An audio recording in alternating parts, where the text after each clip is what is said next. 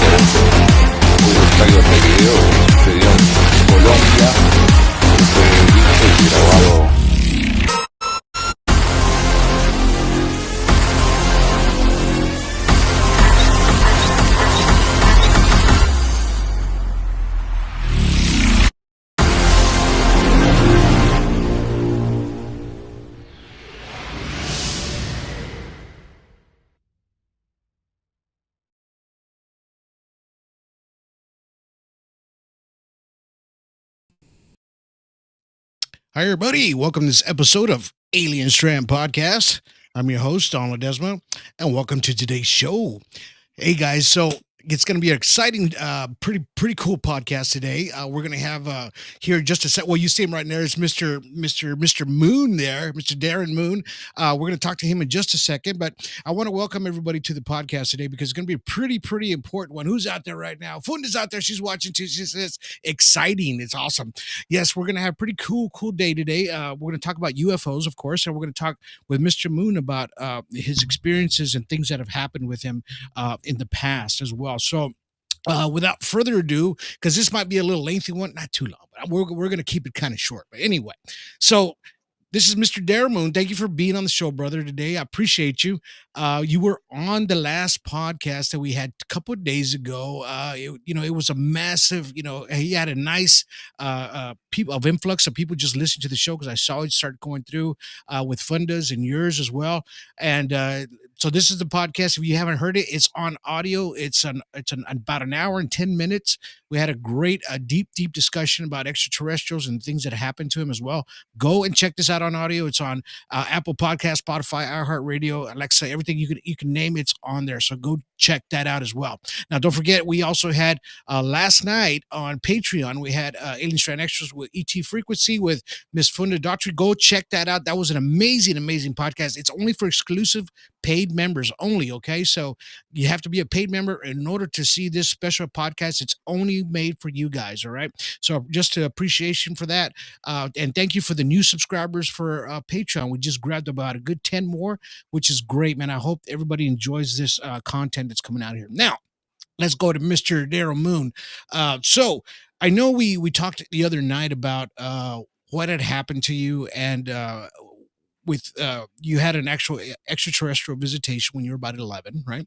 So that was 12, yeah. You were 12 years old. So let's go ahead and fill us in a little bit on the people that haven't heard or watched what happened to you. So give us a fill-in on that. Just like a quick surmise of the beings, or the storyline. Just we'll go down the storyline. Sure. Yeah. The first one is 1982. Me and my father are out varmint hunting with his cousin and son. Yeah. And on Thanksgiving break, and my father notices on a new moon, he notices a bright light behind a small tuft of a cloud in an otherwise cloudless sky.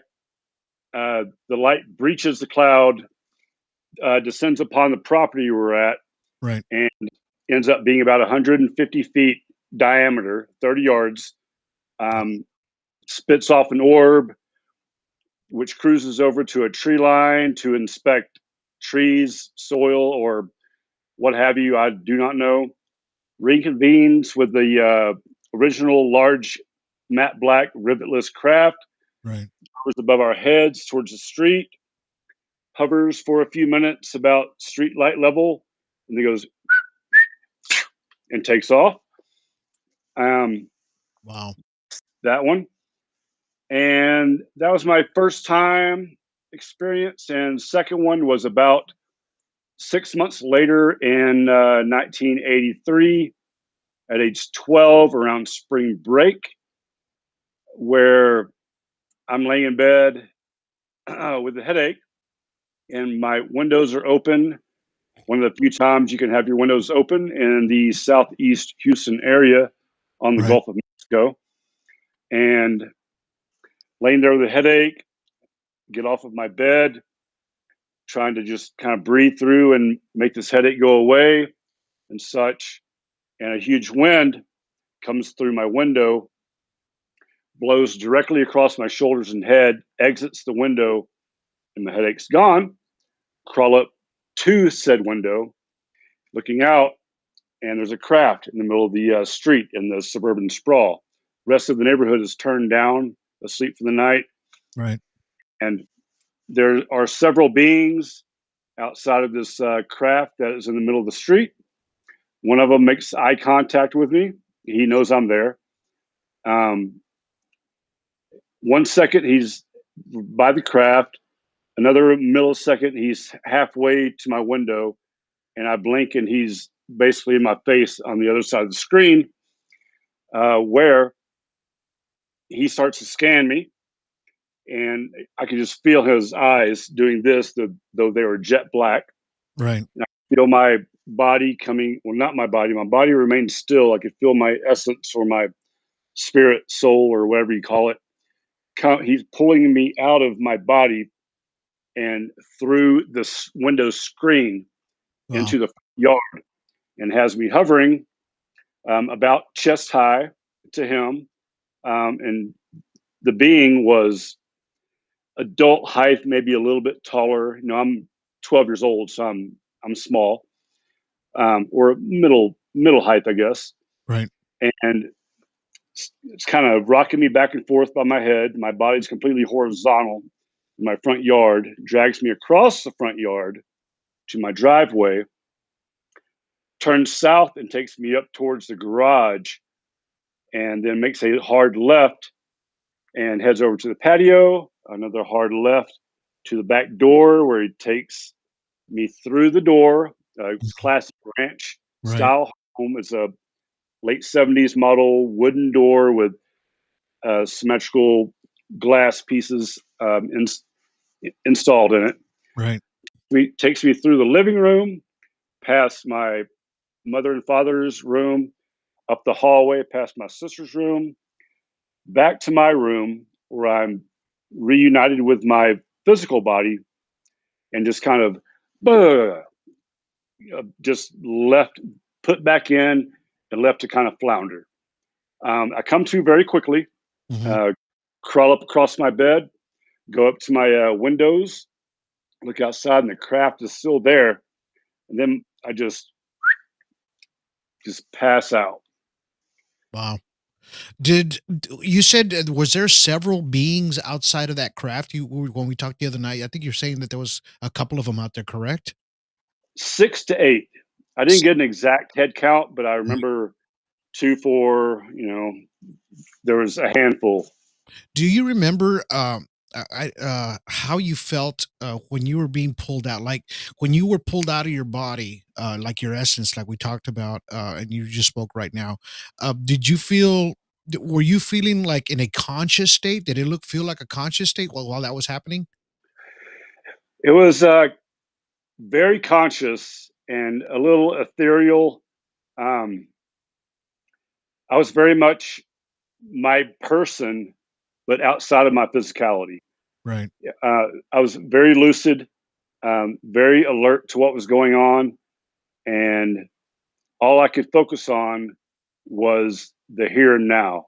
Right. Just like I could kind of faint breathing going on, slight rocking back and forth. I was kind of frozen in my spiritual being. Wow. So did you hear like any kind of humming noises or anything like that? Or it was just kind of things were just happening as it was happening?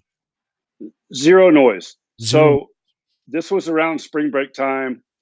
Um, there was no wind Mhm. or any outdoor car activity or anything of that notion. Um, the only noise was the wind that came in through my bedroom window and swept my headache out of my physical body. Yeah. Besides that, there was zero noise.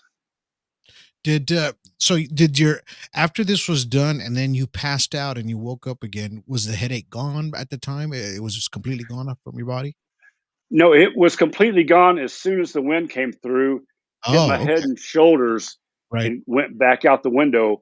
It was gone, just gone. I was like, "Whoa!"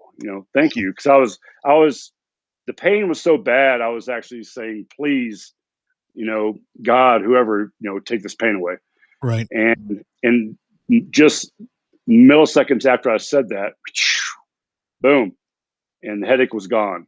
Wow. And then I crawled up to the window, extracted from my body at that moment. And then you say you were going through the walls, through the doors, right? You felt your body just going through the doors until it's like they took you all the way around the house and brought you back in. Um, do you think that at that point that they were showing you something or this is what we can do? Yes, absolutely. It was pretty much a lesson of, if humanity could quit being just stupid Right, right, and hard headed and egotistical, we could evolve into much greater things, because we're just apt to evolve. right, It's uh, it's just built into our genetics to evolve. right, And we have so many hardliners on this earth that just want to stick with the status quo, and it doesn't work. right. You know, we have to evolve and get to where we can potentially be, and it's frustrating. Yes, yeah, it is, isn't it? Right. It's this is why we call this the awakening. Awakening, not two, but the awakening, because that's what happened to you. I guess when it happened when you were 11 years old or 12, at 12 with your dad and uncle, and when you guys saw this, you said that the craft when it came down, it was like a dark shape. The only lights that you could see were the lights below it, right? As we talked about before, and on the audio podcast and you said that it was emitting some sort of a magnetic field to where you can feel it pushing up against your body, right?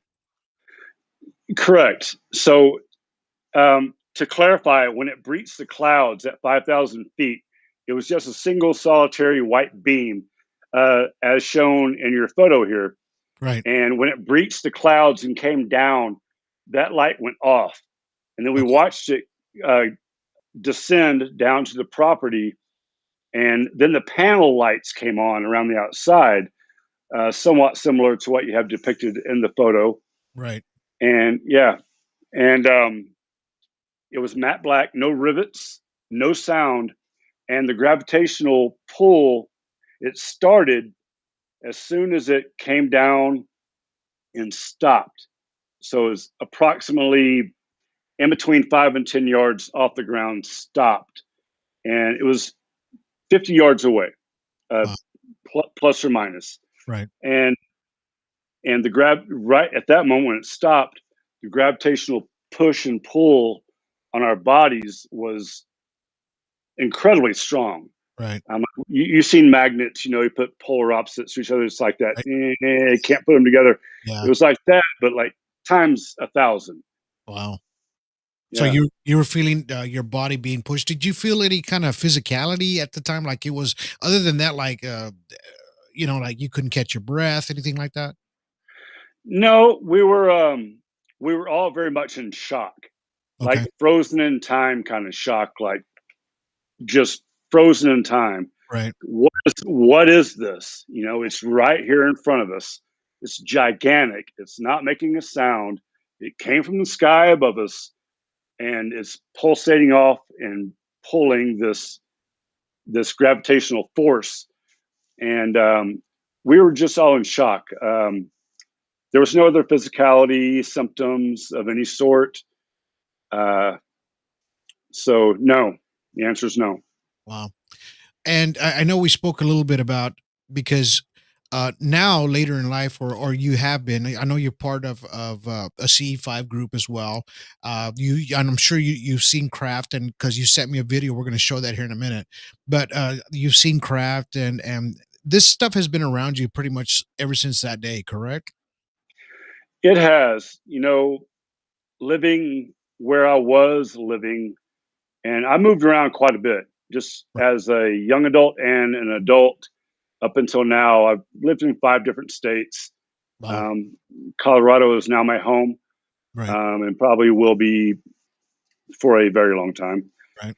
Um, so I found my tribe here in Colorado, Yeah. Yeah. and that came about through some unusual events and circumstances where I stumbled across a specific person that led me to a specific group, Right. and that specific group led me to my current CE5 group, um, which I absolutely love. Just a bunch of amazing people that we've had quite a bit of success in the past several.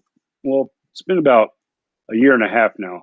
Wow. Well, I mean, good for you. And I'm glad that you were able to catch up to good people like that, and y'all work as a team together and kind of get things going as far as like C5ing and getting more people together. And I'm sure you guys are a bunch of good hearted folks that do that, correct? Yeah, no, absolutely. Um, your tribe, as far as I can tell, and through practice with other people, is you have to be vibing at least somewhat similarly with people in your crew. Right. We You know have what? like a core 6 or 7 people, and the majority of us show up for a CE5, and it's always very solid. You know what I've noticed is that people that I know that are around ufology or UFOs, or they're actually in contact, or they're contactees, or even abductees as well. They're the people that I come in contact with. All these folks, they don't have a mean bone in their body. It's like I can have No, true. amazing conversations with them. They're like good people. You know what I mean? It's like I've yet met an abductee or a contactee that's a horrible person. You know what I mean? I haven't. Right. It's just so weird how they they know who to pick and who to choose. Yeah, I agree 100%. Well, well, I tell you what. So you sent me a video last night, I believe, or the other night, and it's a video of you guys going down the extraterrestrial highway by Area Hmm. 51, and you Correct. you caught these two orbs that were right in front of you guys. One a little bit above, right? One a little bit above, and then the other one just a little bit below the horizon there. So I'm going to show the original video, and so that way people out there can kind of check out, see what's going on. Here we go. Red guy off to my right of him blinking. There. On again. Both coming on.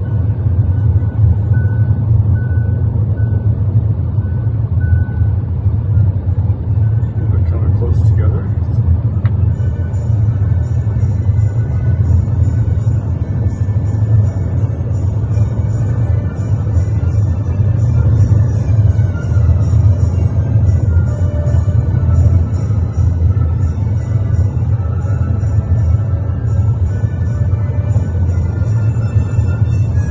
Very stationary in the sky, not really moving around,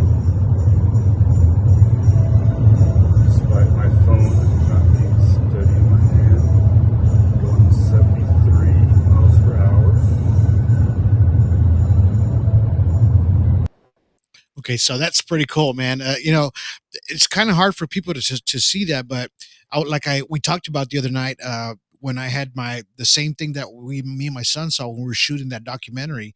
That's the way it looked. They looked just like that, but then they came close together, and then they started pulsating really brightly at us. So, about what time of night was that video shot at? I believe so. I was doing some commentary. I understand how you need to say where you are, Yeah, what time it is, the what angle it's above. You know, I'm an untrained MUFON investigator. that's okay. So yeah, so it's about 7:30, 7:45. We were doing 73 miles per hour. The land, we had just left Area 51. We'd approached the gate. We got, which is a funny story how we got there. We had left the gate, had to haul ass back the other direction because all the security lights came on. Right. And, got back out to ET Highway, heading back towards Vegas. And we're about 30 to 45 minutes back towards Vegas. And I see a boop. I was like, oh, okay, here we are. Because it's flat. From Right. Rachel to Vegas is flat. Right.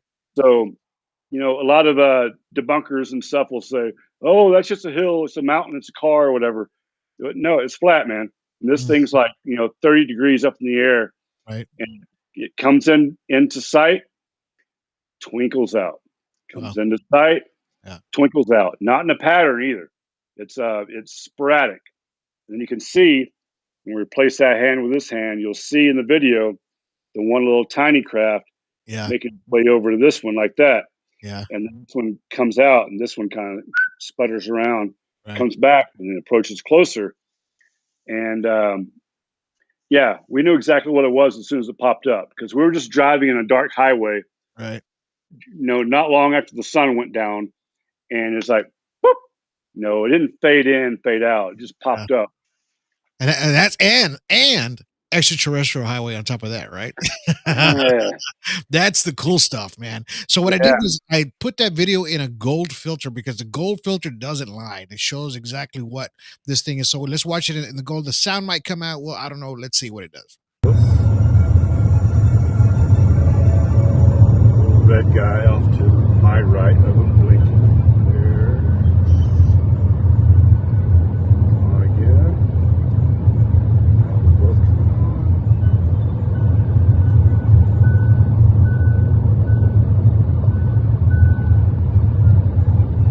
They're coming close together.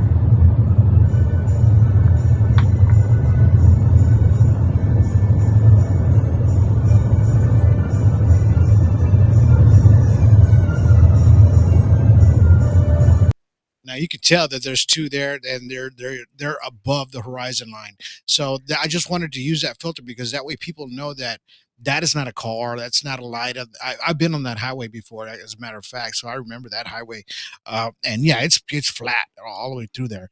So and then what I did was I put it through the gold filter again, but then I zoomed it in a little bit more so you can actually see the electronic magnetic field around this craft and what it was doing and then the shapes that it was taking. So here we go. So there it is right there. Uh, and as you see, the field is all the way around it and it's kind of opening and closing. And because we know that these craft are they're biological, right? It's just a thing that just forms as it forms. So, and it just does some crazy stuff.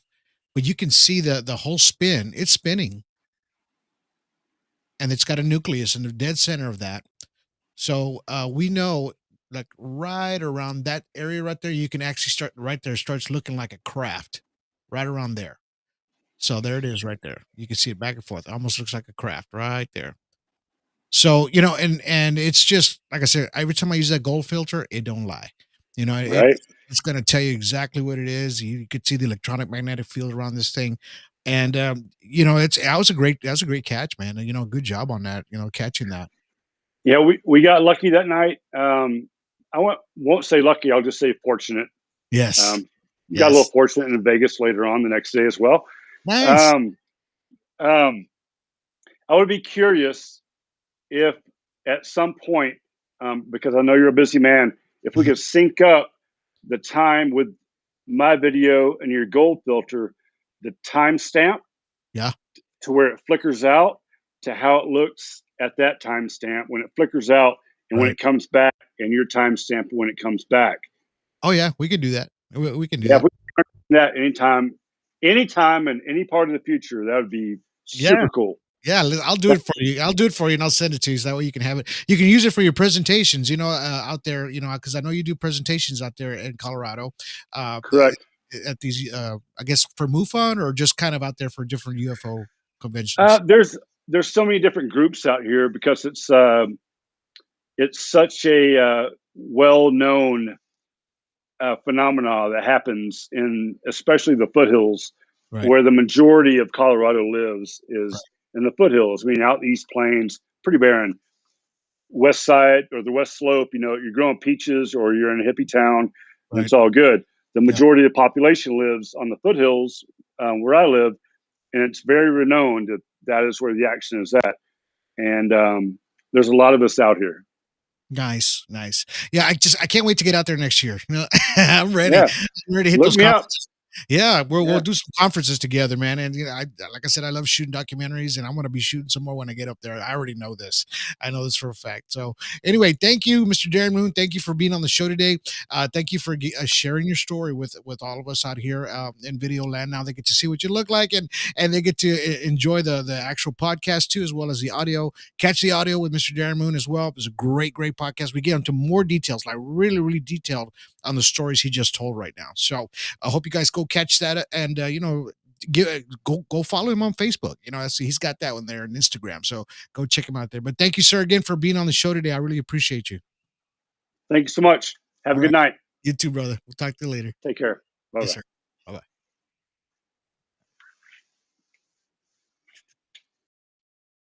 All right. All right, guys. I hope you guys enjoyed that little part right there, Mr. Darren Moon. It was he's an amazing person, a really humble human being, great guy, and I had a nice conversation with him in the last podcast. So we're not done yet. I still got some more to give you. All right. So let's start from the beginning. Let's start from the very beginning. All right. I know we talked about on a couple of past podcasts, 1947, things like that. I got a little story here to show you guys. It's maybe about a minute and 12 seconds, but it's well worth your time. It's a video. So check this out. Enjoy this.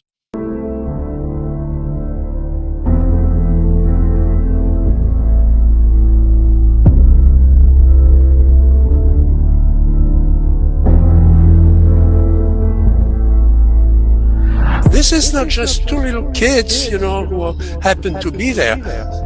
They were there when the object crashed. They saw the crash. They lived through it. They went through the smoke and the fire and so on. So they rushed there, and what they confronted was not an airplane. It was this very large oval object that we determined was probably weighed about 4 to 5 tons. And then at the end of the recovery, which took 9 days, the object was packed and ready to go to be taken back to White Sands, to the atomic base. Mr. Padilla, the kid, Jose, crawled inside the object, and that's when he retrieved that bracket that we now have.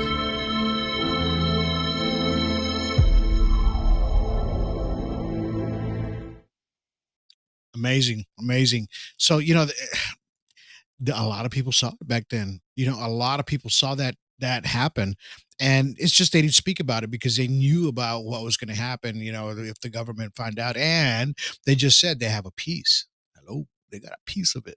So they know about that crash, and it really, really happened, and we always talk about that over and over. And then, we got a lot of mixed stories from the government back in the 1947 about that crash. And we've talked about it before. Yes, we have. But when you hear it out of people's mouths and you hear the stories that they have, it tells you exactly, where the truth lies. And the truth lies within the story, right? Within the people that actually saw it, physically saw this happen, and they grabbed a piece, which was that amazing little video snippet that you just saw right there, right? So, and like I said, just like Darren, if he wouldn't have seen it, they wouldn't have seen it. He wouldn't have been able to talk about it. But I'm sure it would have came to him later. But still, he was able to see something up close, really, really up close, about 150 yards from him, and then and then a lot more things happened afterwards, right? So, and we're going to stick with this 1947, and we have another video to show you. And these are people that know this is a contractor at the time that knew that there was something there. Check this out. Yes, there were some captured craft from 1945 or 47, was it? In Roswell, New Mexico. And yeah, they were real. And yes, we really did get some technology from them. And yes, we really did put it to work. And we can thank people in the United States Army to have the foresight to put these into industry for the benefit of the people of the world. I know this to be a fact. We put it to use, but it took us a long time to figure out what it was, and then figure out how we can use it, and then what to use it for. And are those products useful for humanity? I didn't see the craft, nor did I see the bodies, but I certainly know some of the people that did.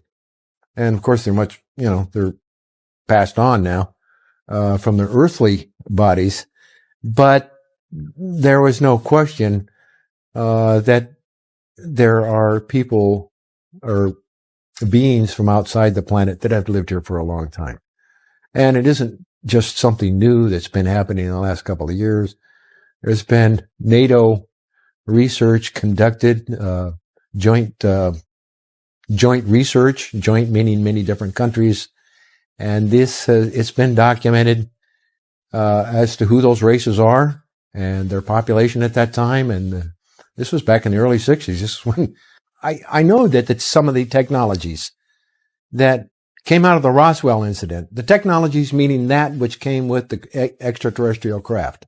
It took a while to figure out how they worked before we knew what to make from it, and then how to get it into industry. How can it benefit the people? And maybe they had color-coded what we would call fiber optics today that could bend light and that could guide light to one data location to another data location. Well, guess what? We've been talking about it for 6 years. We have that type of technology now. The guidance mechanism were nothing. There was no yoke. There was no wheel. There was a console, very colorful, and they used their hands. And by the thought process and by the way they moved their hands in rhythm with their thoughts was the guidance for the aircraft. Yeah. So now you know why our technology took off the way it did, right? Because of that, because of the crash. And I've talked about that over and over, how we got fiber optics from it. And because it could travel through those little strings of light. They didn't know what they were when they found those pieces inside that craft, right? And they were dissecting it and they didn't know how it worked. So this was a contractor that was in there. So these people know that there was something, and then something happened, right? We know that. We know that for a fact, right?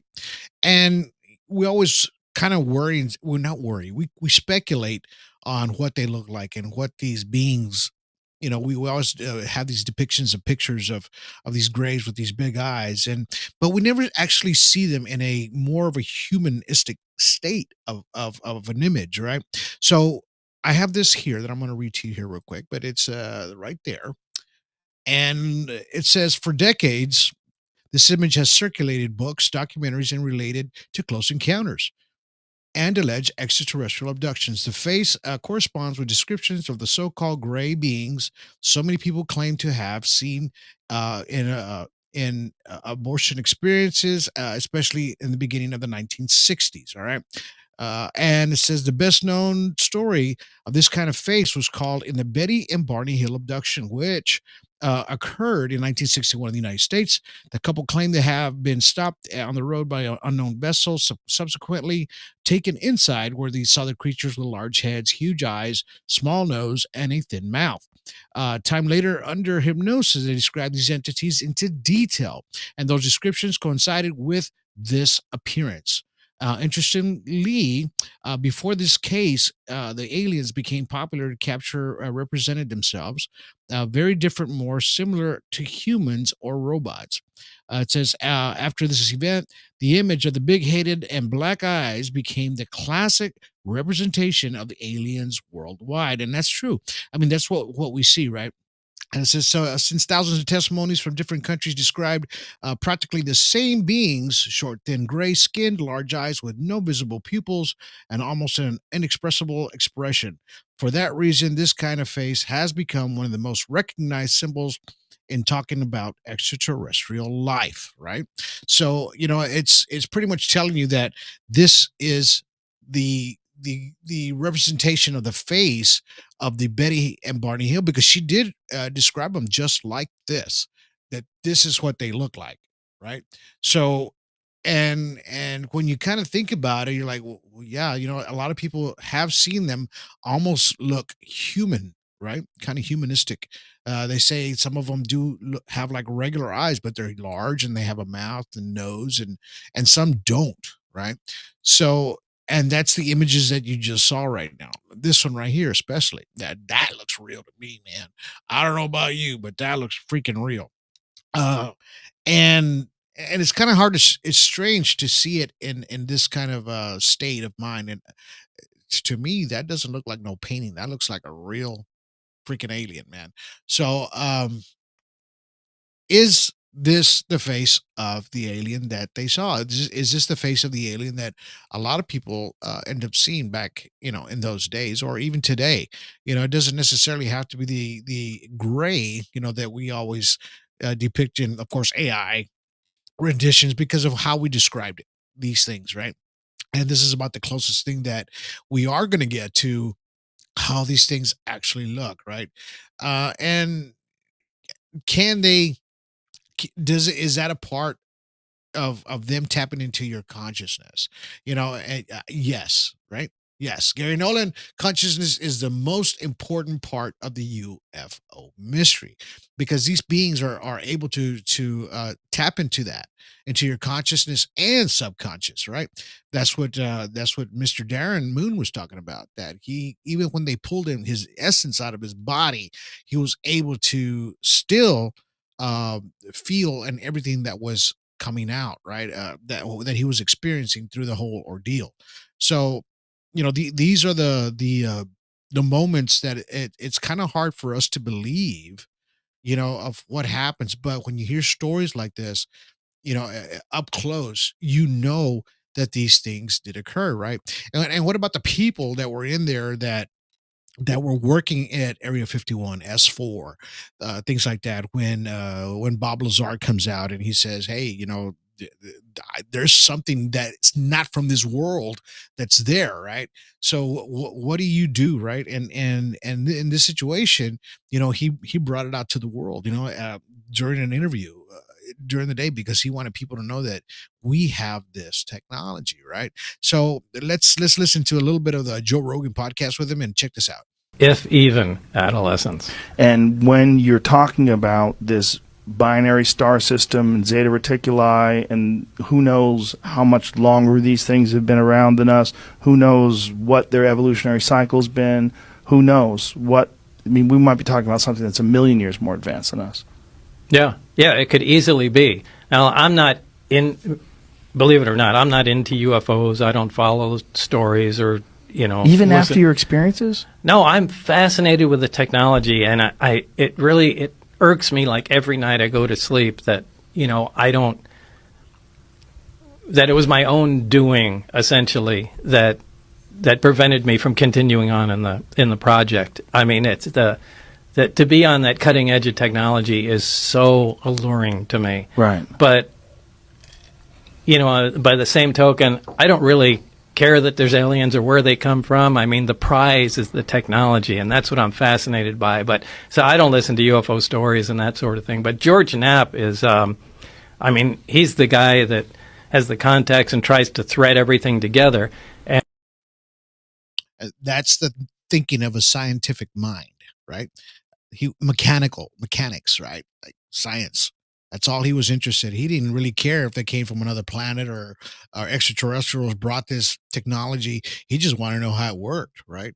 And that's what Bob Lazar was. That's why he spilled the beans, right? And that's why they were after him all those years, trying to get him, just seeing if he had any information on his property files, anything like that, of what he had seen, right? And why do that to somebody, right? You start thinking, okay, why is Big Brother doing that to him? If there was really nothing, they wouldn't be chasing him, right?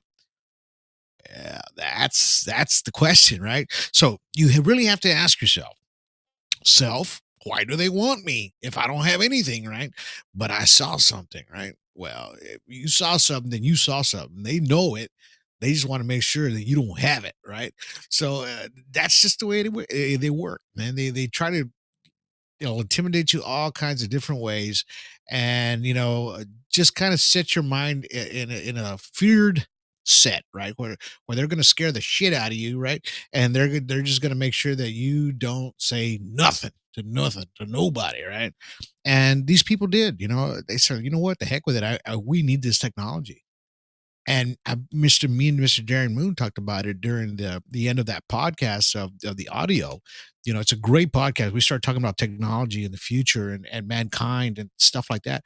So we get pretty deep discussion about it. Should go back and listen to that. But there was other people involved, right? Like this Hollywood producer, Brent Fredman, right, says that the Reagan era officials, John Harrington, told him aliens are real, that he had seen them, and that he would cry himself to sleep every night over what he knew, right? And why is that, right? Why would this official say that, right? What is the story behind that? Of that certain, I know something, but I just can't tell you, right? Here's the story. Check it out. Just graduated from high school. This was 1981. I was about to go to UCLA. We had a crazy road trip. I don't even know how we survived it. That's a whole different story. But when we got to his house, the first night that he came home from work, he arrived in a black Lincoln Town car with a whole kind of Secret Service escort and a briefcase handcuffed to his wrist. And, I had never seen him in this capacity. He was a lawyer when I was growing up, a very successful lawyer. But now he was being treated, like a high-ranking official in the government, which was both exciting and confusing to me. So cut to, we have dinner, everyone catches up. He has two daughters that I grew up with that were a little younger than me. And it's like a family reunion for me because I haven't seen them in years. After dinner, he wants to just catch up with me. So the two friends that I have, they're very interested in the two daughters, so that they have things to do. And this person, his name is John Harrington, and I go out onto the back veranda. And, there was a couple really interesting things. When we were growing up, he was a strict Calvinist, if I remember. So, he didn't drink, he didn't swear. He was a man of high character and integrity. But he was also really fit. And when I saw him, he looked very haggard. He looked very run down, like he was carrying a lot of weight emotionally. And he also brought a bottle of Jim Beam out to the backyard and was pouring himself drinks as we were talking.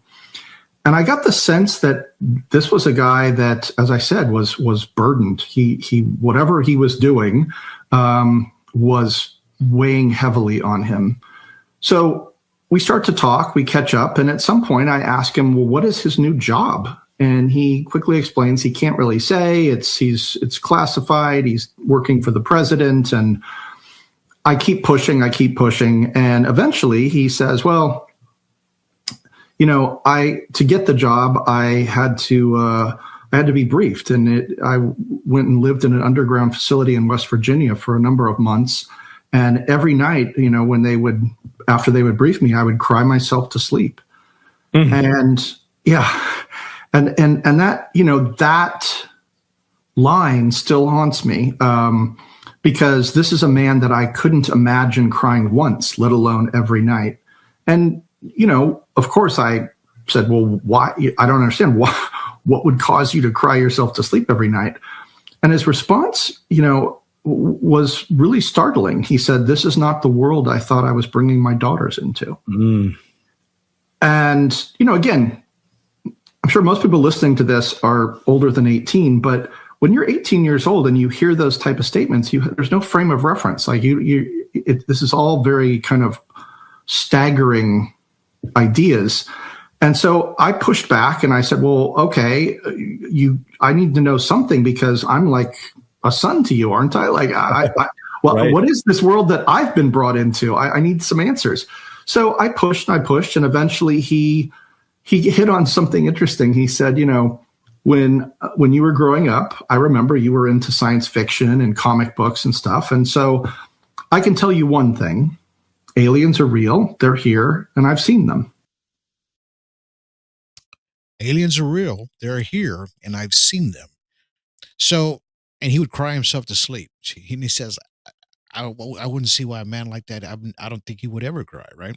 But that's the fear mongering, right? That they instill in you if you're in that situation. Let's just say it that way, right?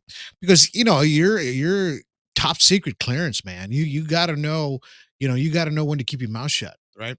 And even though he was drinking, he had a few shots or whatever. He was drinking and talking with him outside while he was a younger teenager. Still, he still didn't spill the beans, right? I'm sure he was afraid for his family at the time, you know, about that. Excuse me. But and that's what I talk about. These people knew something. They know something, right? And are they going to give us any answers?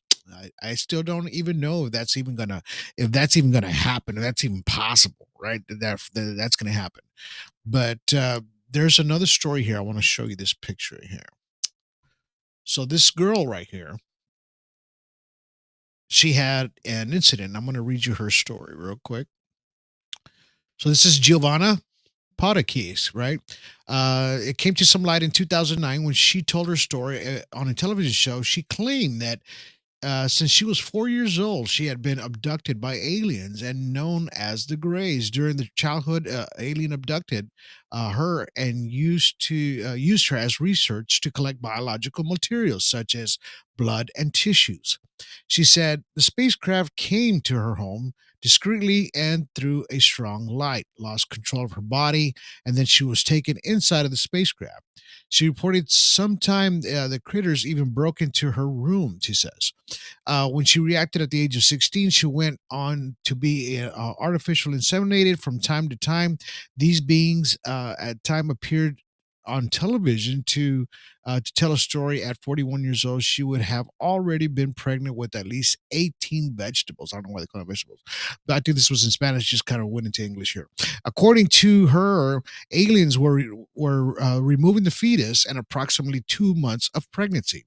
As evidence, Giovanna presented the numerous marks on her body where they would be caused by the alien surgical instruments, and some photos to being led her to take in addition, right?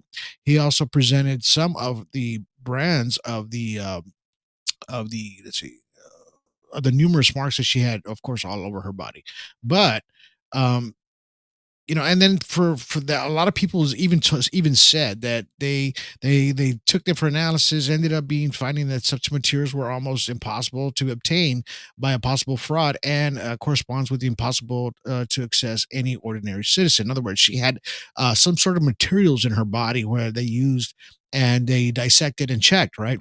This is according to Giovanna. The material was used by the aliens as a disinfectant to prevent both species from contaminating each other when they came into physical contact.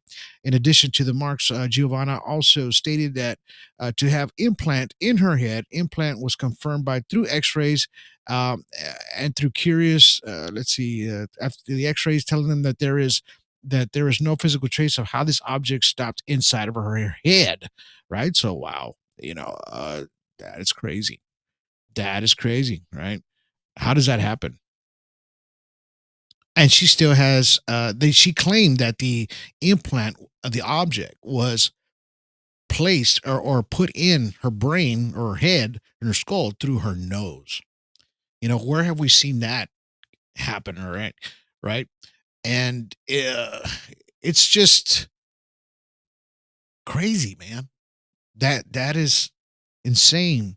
But do you hear the similarities? There's a lot of similarities of how they would put her in a state, to where she couldn't feel anything. It was almost like she's being unconscious, but she knew everything that was happening to her, right? How many stories do we know of women talking about that these things took their fetuses, right? And they feel like they have alien children um, up there, right? In the clouds. And I've talked to several of my guests when I had Amy on. She told me that story. Marisol told me that story as well. They feel like they fetuses or parts of their eggs were taken, and they feel like they have children out there as well. And with this girl's story, it all matches together. People just don't realize that there's not all these beings are not just going to be friendly, and they're just going to do what they're going to do, and that's it. Just like me and Funda talked about last night. She says it's already in your cards, man. It's in your books already that they're going to come, they're going to do what they're going to do because you already made that contract already, in a sense, before. So, and this is why several people say, why me, why was it picked? And it happens, man. And we can't stop from it happening to people, and it does. I'm not saying it's a good thing, I'm not saying it's a bad thing, but it does happen to uh a lot of people, and a lot of good people as well, right? And that's the craziness of that, of all. I mean, I showed you some videos, photos, everything that I had as far as that. I want to show you this is a video of some past it's in Spanish, but it's some really cool videos of a tic tac over a almost a naval ship. And it's not AI, you can tell, but just by the way the footage is. Check this out. It's in Spanish, but it's cool though.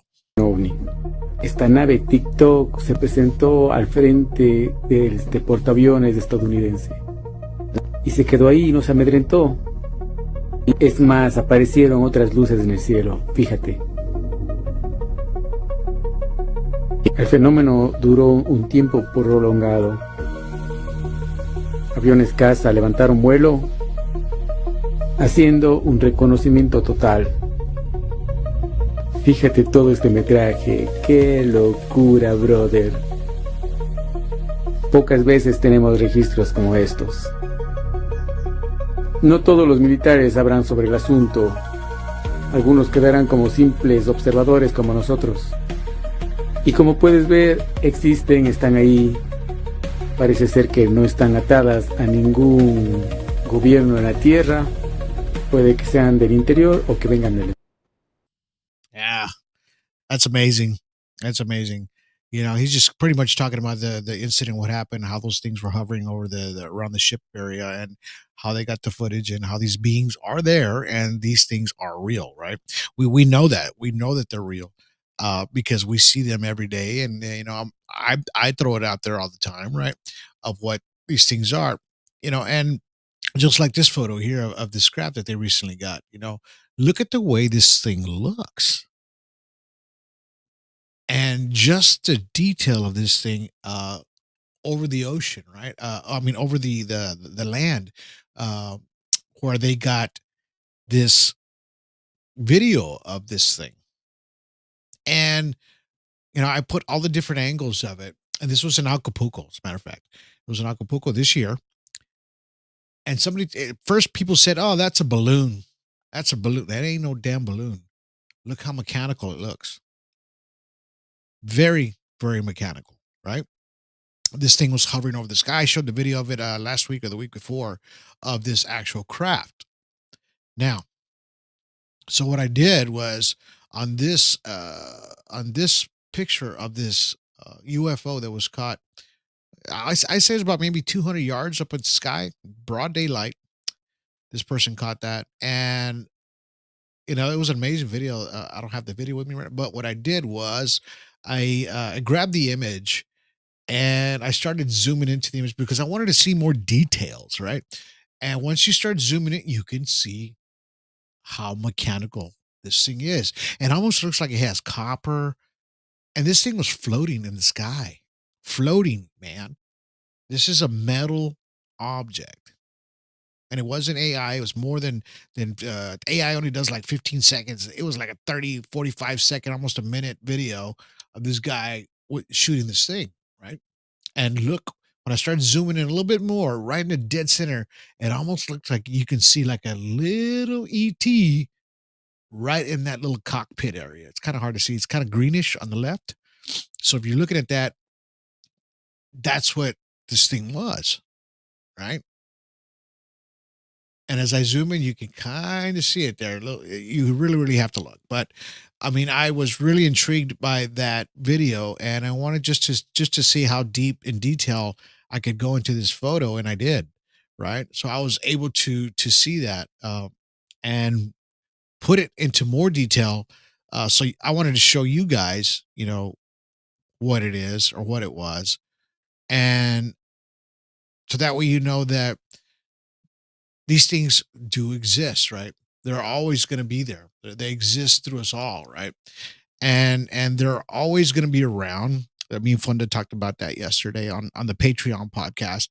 We she just said, you can't. A lot of these things are interdimensional too, and they're around you all the time. And if you could see them every day, it would drive you nuts, right? That's what we talked about.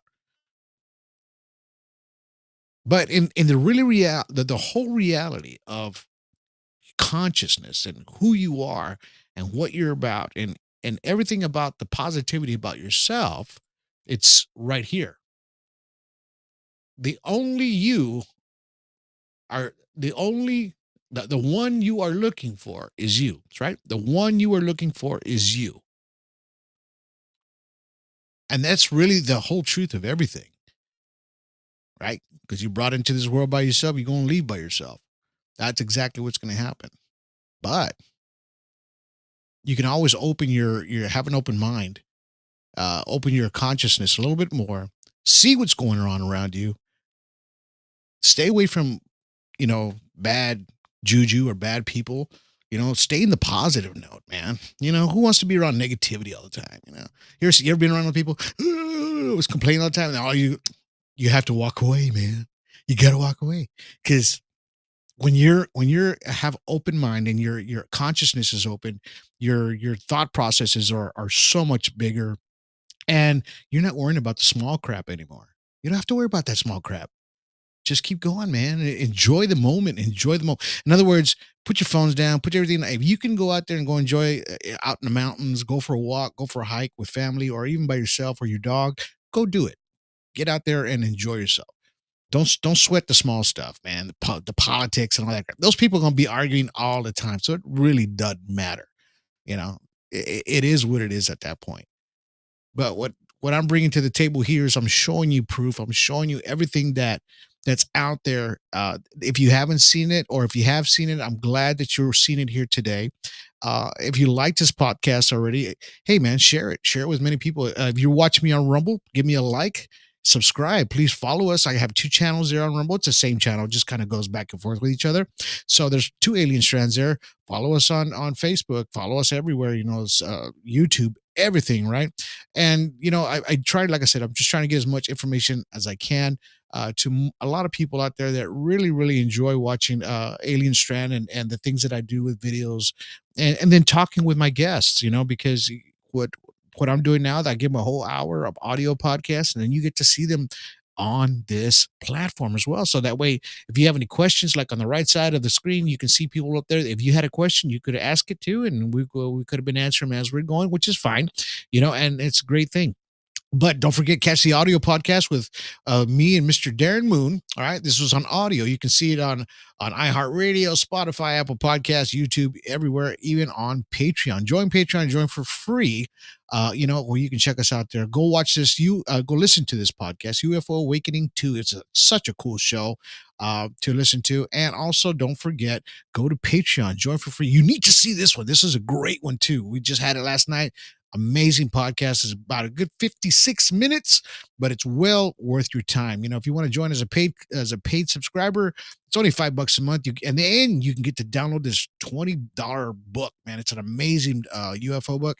And then you get to download some other stuff for free as well. So you get that. You get little perks, right, for being $5 a month. But you get to see this podcast too. You're the only ones that get to see it. Nobody else gets to see it. Not Rumble, not YouTube. Nobody. Only Patreon. Go join Patreon. You can join for free and be a free. I still show you some really cool stuff, as well as these podcasts who get to show up there as well. All right. So I hope you guys are having an amazing evening. Thank you guys for watching tonight. I really appreciate each and every one of you for this podcast. Thank you, Mr. Darren Moon, for being on the show today. I really appreciate you. And we'll catch you guys in the next one. I hope you guys got a lot of information. Remember, learn to keep your eyes in the sky. Be careful when you're driving. Keep your eyes in the sky and just keep an open mind, man. And think outside of the box. Think outside of the box. Great things can happen. Manifest it, man. Manifest greatness. That's what you got to do, man. Manifest this greatness. You guys have yourselves a good day, man. We'll see you later, alligator.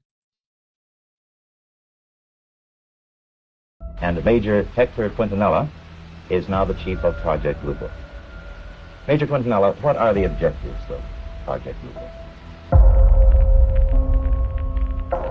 As I'm standing there, I kind of, it's a very hard feeling to describe. Skinny arms, skinny legs, but I could only see about half of this thing.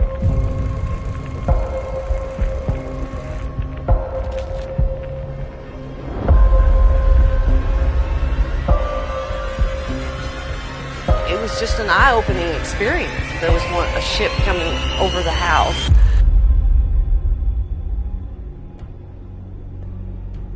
It was like a white light sort of thing that we saw. It was coming out of a cloud.